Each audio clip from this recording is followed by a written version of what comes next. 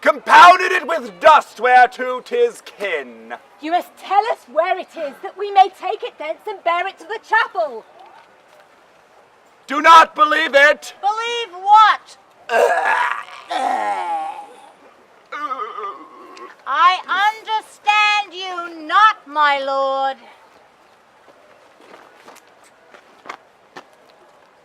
My lord, you must tell us where the body is and go with us to the king. The body is with the king, but the king is not with the body. The king is a thing. A thing, my lord? Of nothing. Come, take me to him.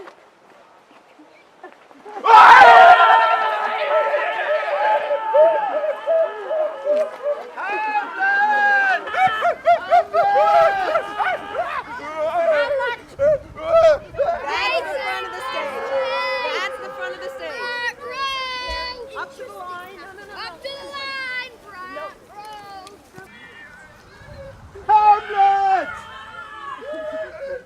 Where is Polonius? Hamlet! Where is Polonius? At supper. At supper? Where? Not where he eats, but where he is eaten. There's certain convocation of politic worms are e'en at him. Your worm is your only emperor for diet. We fat all creatures else to fat us, and we fat ourselves for maggots. Alas! Alas!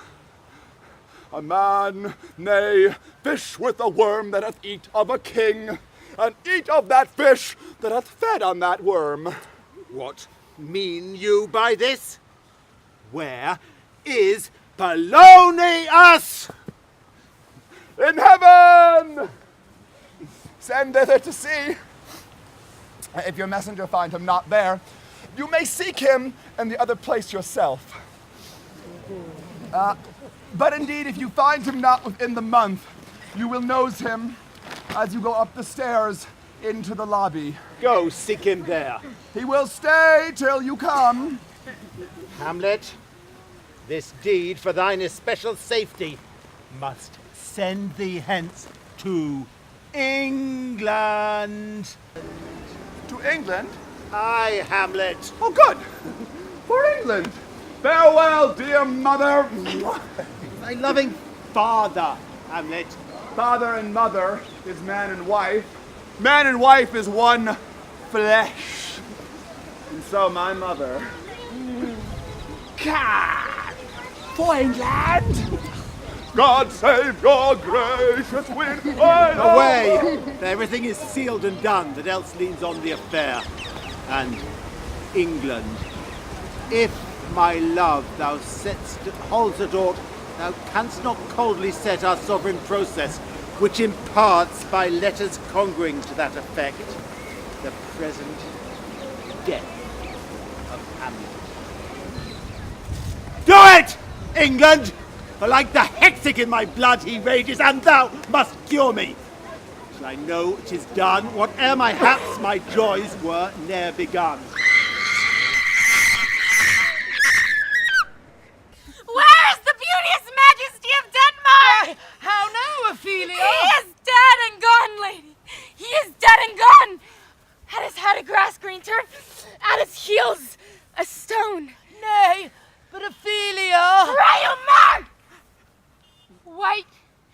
as shroud as the mountain snow. Alas, look here, my lord. How do you, pretty lady? Tomorrow is St. Valentine's Day, all in the morning betime, and I am made at your window to be your Valentine. Then up he rose, and donned his clothes, and up the chamber door, let in the maid that out a maid never departed more. Oh, pretty Ophelia. Indeed, without an oath I'll make an end on it! Young men will do it if they come to it. By cock they are to blame. Quoth she, before you suckled me, you promised me to wed.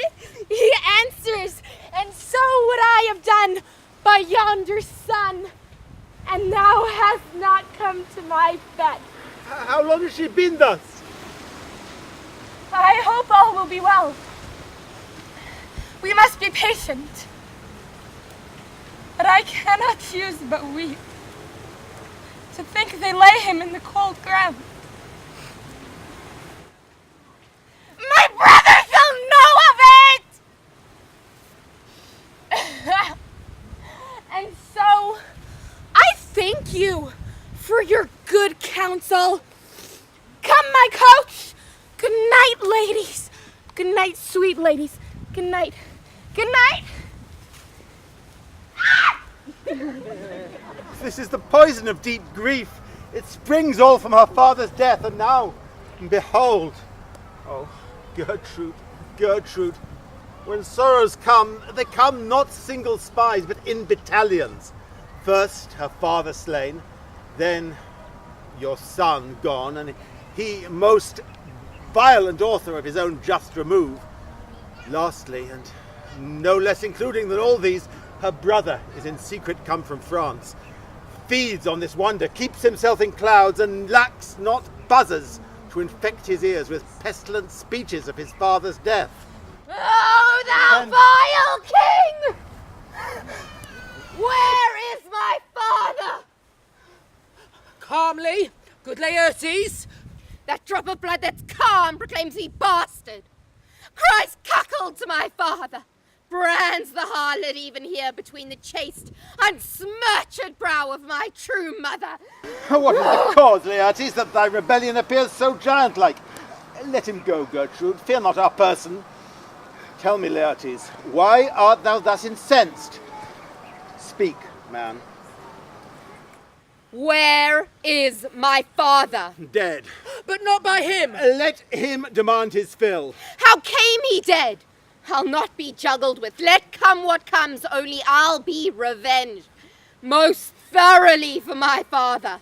Laertes, that I am guiltless of thy father's death, and am most sensibly in grief for it. It shall as level to your judgment appear as day does to your eye. How now? What noise is that? Oh, heat! Dry up my brains. Oh, Rose of May. Dear maid. Kind sister. Sweet Ophelia. Can it be that a young maid's wits could be as mortal as an old man's life? There's rosemary. That's for remembrance. Pray, love, remember. And there's pansies. That's for thoughts. A document in madness. Thoughts and remembrance fitted. There's fennel for you. And columbines. There's rue for you. And here's some for me. We may call it herb of grace a Sundays. You must wear your rue with a difference. There's a daisy.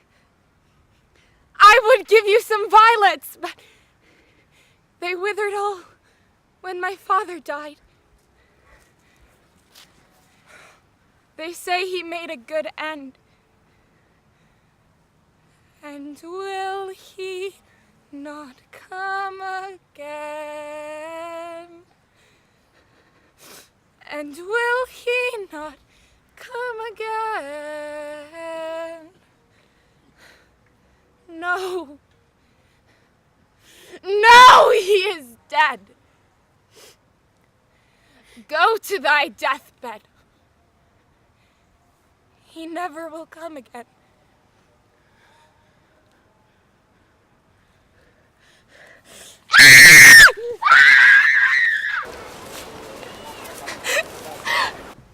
Do you see this? Oh, God. Horatio, let the king have the letters I have sent, and repair thou to me with as much speed as thou wouldst fly death. I have words to speak in thine ear will make thee dumb, yet they are much too light for the bore of the matter. Rosencrantz and Guildenstern hold their course for England. Farewell. He that knoweth thine, Hamlet. And so have I a noble father lost, a sister driven to desperate terms, whose worth, if praises may go back against, or challenge her on mount of all the age for her perfections. But my revenge will come. Lose not your sleeps for that, you shortly will hear more. I loved your father, and we love ourselves, and that I hope will teach you to imagine. How now, what news? Letters from Hamlet, my lord. From Hamlet? This for your majesty, this for the queen. Who brought them? Sailors, they say. I saw them not. Laertes, you shall hear them.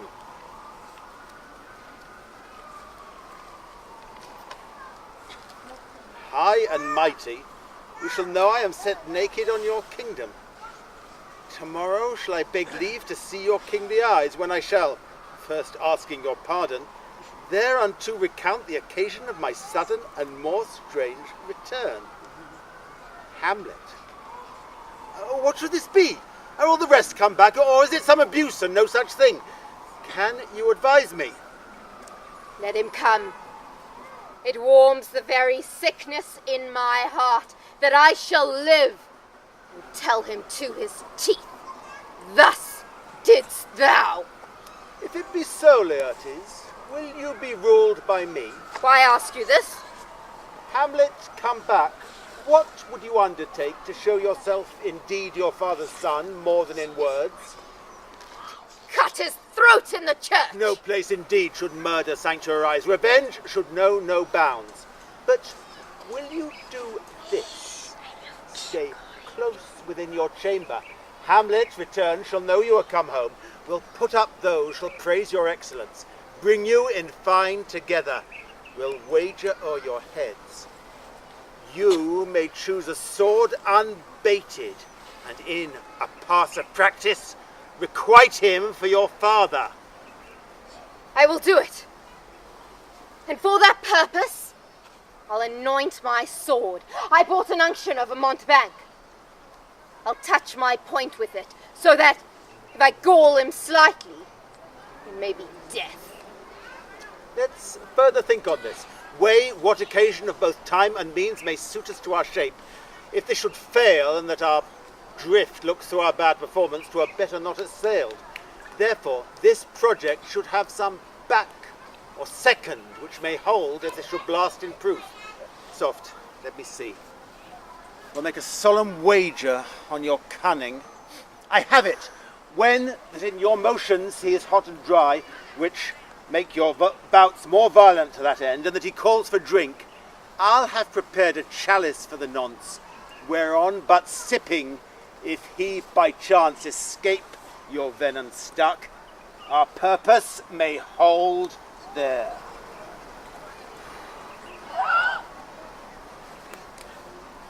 What woe to tread upon another's heels so fast they follow?